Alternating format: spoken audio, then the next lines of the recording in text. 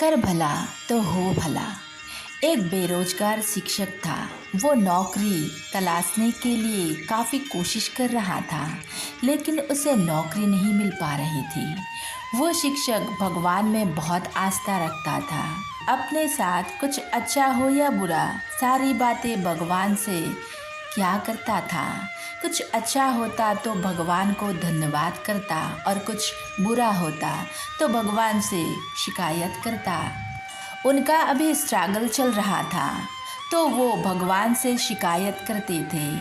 कहते हैं कि भगवान, मुझे नौकरी क्यों नहीं दिलवाते हो, क्यों मुझे परेशान करते हो। थोड़े दिनों बाद ही शिक्षक की एक कस्बे में सरकारी नौकरी लगी।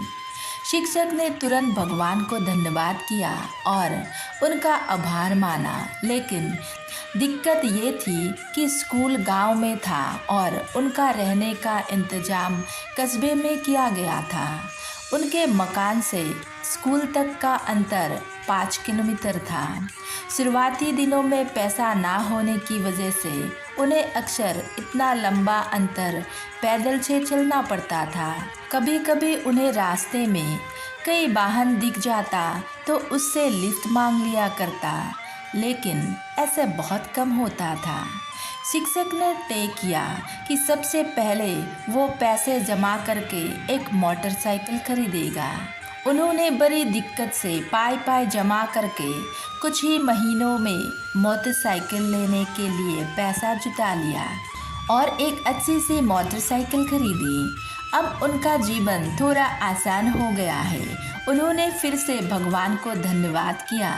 उन्हें अपना पुराना समय अच्छे से याद था। उन्हें इतनी दूर तक चलने की तकलीफ भी याद है। इसीलिए वो स्कूल आने की समय और वापस घर जाने की समय हमेशा किसी न किसी ज़रूरतमंद को अपनी मोटरसाइकिल पर बिठाकर लिफ्ट दिया करते थे।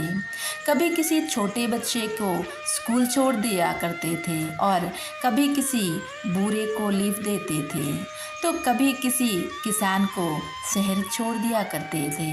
इस तरह से शिक्षक आ रहे हैं, जा रही है, कोई ना कोई उनके पीछे बैठा ही मिल जाता है। लोग उनकी बाइक को अब दूर से ही पहचानने लगे थे, क्योंकि हर कोई जानता था कि अगर उनकी बाइक आते दिख गया तो लिफ्ट ज़रूर मिल जाएगा। लोगों की मदद करके शिक्षक को भी बहुत अच्छा लगता था। एक दिन शिक्षक स्कूल ख़त्म करके अपने घर जा रहे थे।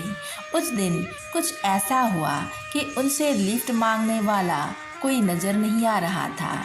आधे रास्ते तक पहुंचने पर एक आदमी ने उनसे लिफ्ट मांगी।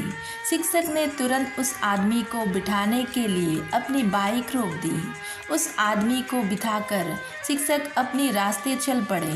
थोड़े दूर सुनसान जगह आने पर उस आदमी ने शिक्षक के पीठ पर चाकू रखा और उनसे कहा, अब ये बाइक मैं चला लूँगा, अब नीचे उतर जाओ और मेरा पीछा मत कीजिएगा।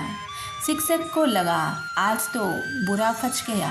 फिर भी शिक्षक ने कहा, दोस्त, तुम चाहे तो ये बाइक ले जाओ, जहाँ जाना है चले जाओ, लेकिन इस बात का जिक्र कभी किसी से मत करना, क्योंकि इस रास्ते पर वैसे ही बहुत कम लोग गाड़ियों से जाता है और उनमें से भी बहुत कम लोग किसी को अपने साथ बिठाते हैं। अगर इस बात की पता लोगों को चल गया तो वो दूसरे को लिफ्ट देना बंद कर देंगे। उन लोगों का एक दूसरे पर भरोसा उठ जाएगा। मैं भी इस बातों का जिक्र किसी से भी नहीं करूँगा। शिक्षक की बातें सुनकर एक बार तो उस लुटेरे का दिल भी पिघल गया था, लेकिन फिर उसने सोचा कि मैं कहाँ इसकी बातों में आ रहा हूँ। उसने बाइक ली और वहाँ से चलता बना।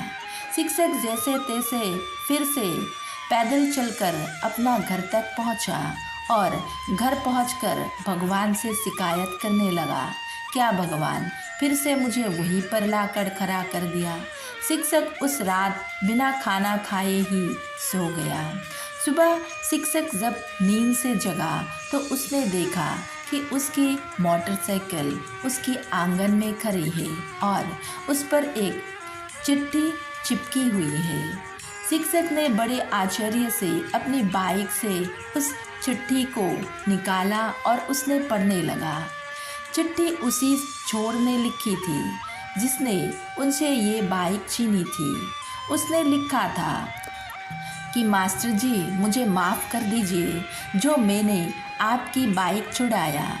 ये बाइक तो कई सेलिब्रिटी की तरह है। जैसे लोग किसी बड़ी सेलिब्रिटी को दूर से ही पहचान लेते हैं, उसी तरह हर कोई दूर से ही उसे पहचान ले रहा है। मैं जहाँ भी जा रहा था, लोग मुझे रोककर उसके बारे में पूछते थे और तरह तरह के सवाल करते थे। मैं इस बाइक को क्यों चला रहा हूँ? ये मास्टर जी की बाइक आपके पास क्या कर रही है? मैं बहाने बनाते बनाते थक गया, लेकिन लोग सवाल करते करते नहीं थके। मुझे पक्का यकीन है अगर थोड़े दिन ये बाइक मेरे पास रही तो मुझे ज़रूर जेल जाना पड़ेगा। इसीलिए मैं ये बाइक आपको वापस लौटा रहा हूँ। चिट्ठी पढ़ते पढ़ते मास्टर जी को हंसी छूट गई और उन्हें यकीन हो गया कि उन्होंने जितनी भी भलाई की है उसका फल भी उनको भला ही मिला है। उन्होंने फिर से भगवान को धन्यवाद दिया और फिर से लोगों की मदद में लग गया। दोस्तों, ये कहानी हमें सिखाती है कि कर भला तो हो भला। दूसरों को मदद करेंगे तो भगवान भी आपकी मदद जरूर करेगा। दूसरों को भला करोगे तो आपका बुरा कभी नहीं होगा। और प्रेम से बोलो राधे राधे।